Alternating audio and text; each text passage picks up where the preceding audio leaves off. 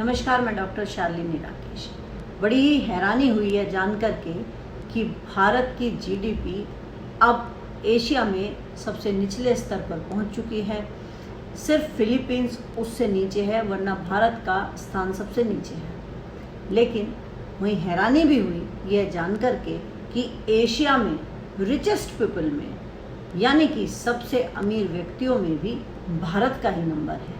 Number 1 और number 2 की position पर भारत है। नंबर 1 की पोजीशन पर अंबानी यानी कि रिलायंस ग्रुप और नंबर 2 की पोजीशन पर अडानी ग्रुप है। जबकि पहले दूसरे नंबर पर चाइना हुआ करता था, लेकिन अब चाइना को भी पछाड़ करके भारत दूसरे पोजीशन पर है। यह कैसा विरोधाभास है? गरीब देश के अमीर, ऐसा तो नहीं होना चाहिए। अगर कोई देश गरीब हो रहा है तो वह उसके पूंजीपति लोग भी गरीब होते हैं, लेकिन हमारे देश में ऐसा नहीं हो रहा है।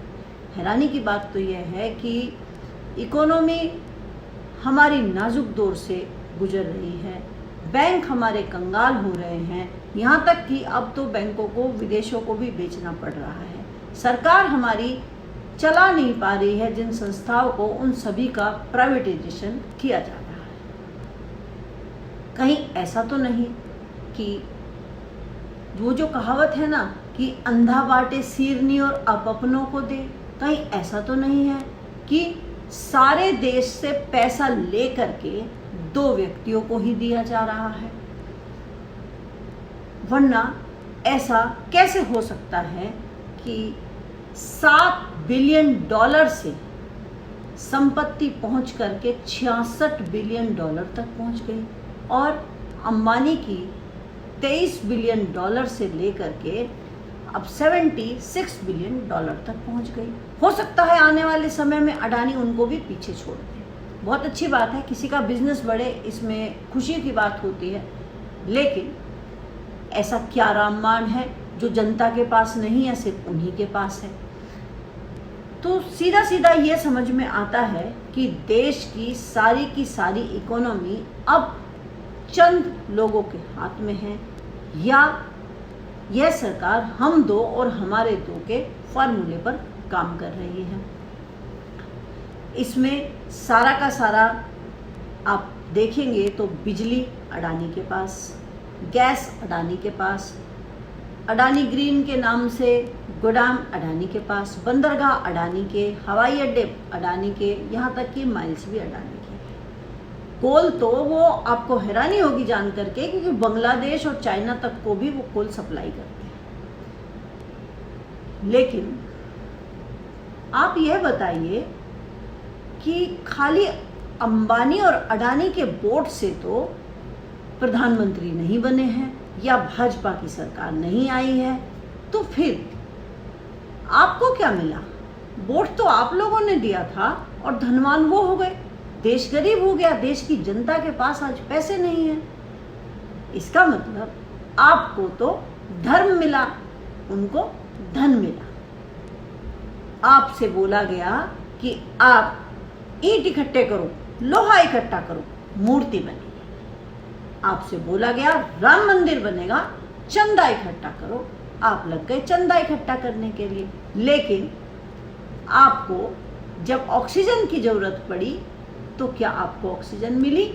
नहीं मिली। आपको तो 40,000 का ऑक्सीजन सिलेंडर खरीदने को कहा गया।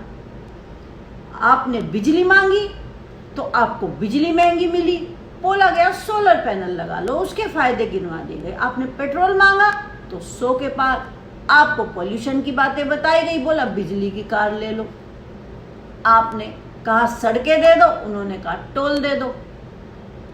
आपने जब जब कुछ मांगा, आपने रोजगार मांगा, उन्होंने कहा पकोड़े तल लो। आपने गैस मांगी 1000 पार, उन्होंने कहा नाली से ले लो।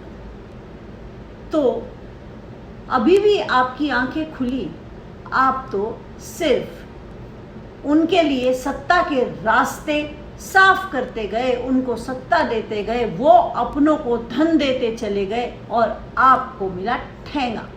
आप बने हैं बेवकूफ, तुम्हें कुछ भी नहीं मिला है और सारा का सारा जो धन है वो कुछ चंद लोगों के हाथों में खनक रहा है।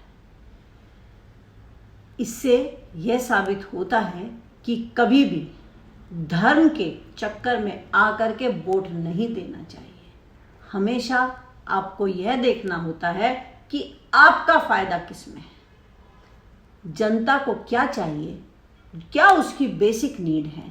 अगर आप सारी की सारी बेसिक नीड भी बेच देंगे, यानी कि आप सब कुछ अपने करीबियों को दे देंगे, तो फिर तो यही हाल होना है।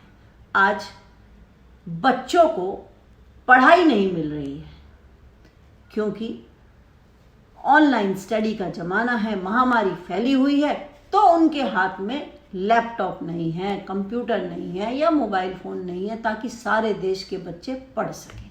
बच्चे एग्ज़ाम नहीं दे पा रहे हैं। लेकिन अगर खुद को सत्ता भोगनी हो तो चुनाव का आयोजन किया जाता है।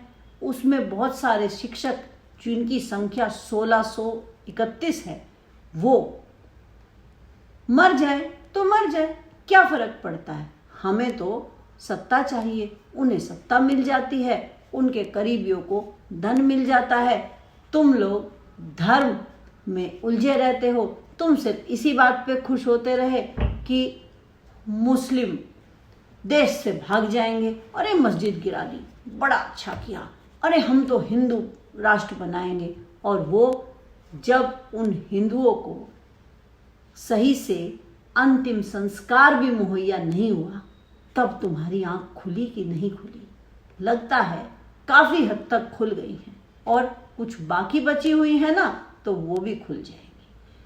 तुम्हें जब यह पता चलेगा कि तुम्हें तो रोटी भी नहीं मिलेगी, लेकिन तुम्हें बराबर टैक्स का पैसा देना होगा, तुम्हारी ईएमआई कम नहीं होगी, तुम्हें बिजली के रेट भी देने होंगे, तुम्हें बढ़ा हुआ पेट्रोल का रेट भी देना पड़ेगा, तुम्हें कोई रियायत नहीं मिलेगी। और तुमको तो देशद्रोही बताया जाएगा। जैसे वो किसान बैठे हैं ना, वो भी देशद्रोही हैं। अब तुम भी थोड़े दिनों में देशद्रोही हो जाओगे।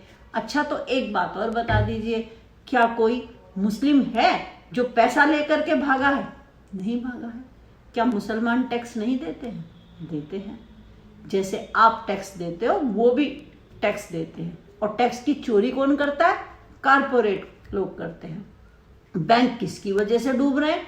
हमारी वजह से नहीं डूब रहे हैं, गरीब की वजह से नहीं डूब रहे हैं, मुसलमान की वजह से बैंक नहीं डूब रहे हैं। बैंक डूब रहे हैं इन अमीरों की वजह से। ये जो लोग पैसा ले लेकर के भाग गए हैं, और सही में कहें तो ये जो गुजराती पैसा ले लेकर के भाग गए हैं। और इस महामारी के समय में आपको पता है, आप तो भारत में सड़ रहे हो, और अमीर लोग कहाँ बैठे हैं? वो तो सारे के सारे बाहर चले गए हैं। जब वो बाहर चले जाते हैं तभी तो फ्लाइट बंद की जाती हैं। आपको ये थोड़ी पता है, आपके बच्चों की शिक्षा हो या ना हो, वो तो विदेशों में पढ़ लेंगे। उल्लू किसका बनेगा? तुम्हारा। इसमें एक तीसरा आदमी और बहुत आगे निकला है, वो है रामदेव। उसकी बात करो तो वो तो एलोपैथी को ही स्टूपिड बता देता है। उसके लिए तो आईएमए भी नोटिस निकाल रहा है, लेकिन उसका कुछ बिगड़ने वाला नहीं है, क्योंकि उसके ऊपर भी सरकार का हाथ है। तो सरकार के करीबियों की तो बल्ले बल्ले, और वोट देने वाले गटर के कीड़े, उनको तो भुगतना ही होगा। उनको तो बता दिया गया है कि आप तो आत्मनिर्भर बनिए आत्मनिर्भर, तभी तो आपको ऑक्सीजन नहीं मिली, तभी तो आपको हॉस्पिटल में बेड नहीं मिला। आपको तो कुछ भी मिलने वाला नहीं है।